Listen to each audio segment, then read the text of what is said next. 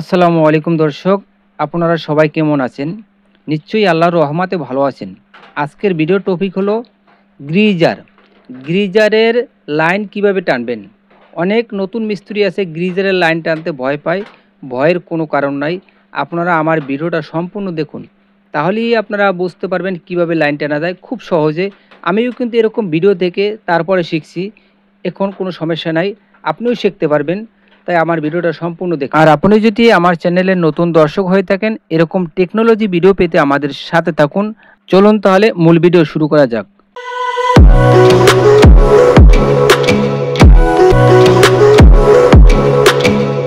দর্শক, আজকে আপনাদেরকে গ্রিজারের লাইন টানার জন্য আপনার কি প্রয়োজন সব কিছু দেখাবো A to Z। আপনারা ধৈর্য সহকারে আমার ভিডিওটা সম্পূর্ণ দেখুন। এরকম ভিডিও কেউ দেবে না আপনাদেরকে।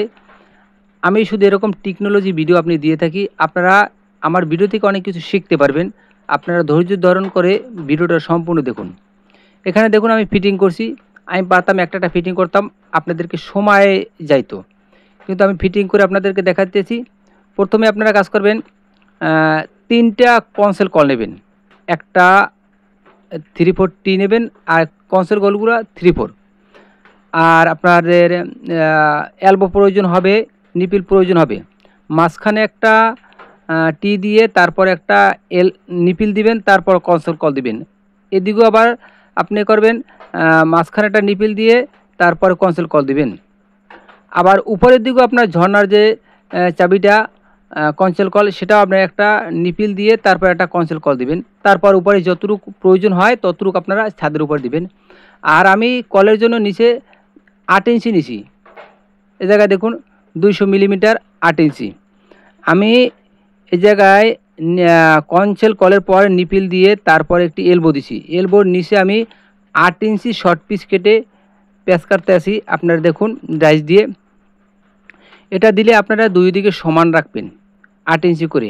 আর আপনারা যখন টায়ার দেবেন তখন আপনারা খেয়াল করবেন, তখনও যেন 8 ইঞ্চি থাকে, এর যেন বেশি না হয়। আপনারা এটি খেয়াল করে দেখবেন, দুই দিকে সমান যেন হয়। আর এটা যখন সেটিং করবেন ওয়ালের ভিতরে, তখনও আপনারা ওয়াটার লেভেল, আপনাদের স্পিড লেভেল যেটা, সেই স্পিড লেভেল দলে তারপরে করবেন। তা না হলে দেখা যায় আপনি যদি ওই ওয়ালের টাইলস হয়, টাইলস হওয়ার পর কিন্তু বাঁকাটা দেখা যাইবে, আপ ডাউন দেখা যাইবে। আপনি যদি ওয়াটার লেভেল স্পিড লেভেল দিয়ে করেন তাহলে কিন্তু আপনাদের সেইটা আর ধরা যাইবে না। আপনার কাজ কিন্তু সুন্দর দেখা যাবে।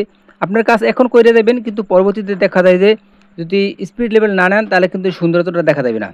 দর্শক দেখুন, আপনারা এভাবে মেপে তারপরে সমান নেবেন, যাতে করে আপনাদের আপ ডাউন না হয়। অ্যাকুরেট নেবেন। আসলে কাজটা হলো সৌন্দর্য আর মাপটা সঠিক, আপনার কাজও সঠিক। যে কোনো জায়গায় আপনার কাজ করবেন, মাপটা যেন সঠিক হয়। আর এগুলো যে টাইট দেবেন, টাইটটা আপনার হাতে রেখে দেবেন, আপনার যেন উল্টো না হয়, আর একদিকে ঘুরাইতে পারেন। আপনার একটু টাইট দেওয়ার জন্য প্রয়োজন হলে যেন আপনি সে জায়গায় ঘুরিয়ে নিতে পারবেন। আর থ্রেড টেপটি অবশ্যই আপনারা কম দেবেন না, এই জায়গায় কখনো কিপটোপানা করবেন না। আমি এরকম মেপে দেখতে আসি, আপনারা এরকম কিন্তু মেপে দেখবেন যেন সমান হয়। 8 ইঞ্চি শর্ট পিস লাগানোর পর আপনারা একটা 3/4 এলবো, তারপর একটা 3/4 নিপিল দিবেন, তারপর একটা হাফ 3/4 এলবো দিয়ে আপনারা ফিটিং করে দিবেন। ভালো করে থ্রেড টেপ পেঁচিয়ে নেবেন। থ্রেড টেপে কখনো কিপটোবানা করবেন না, আপনি বারবার বলছি।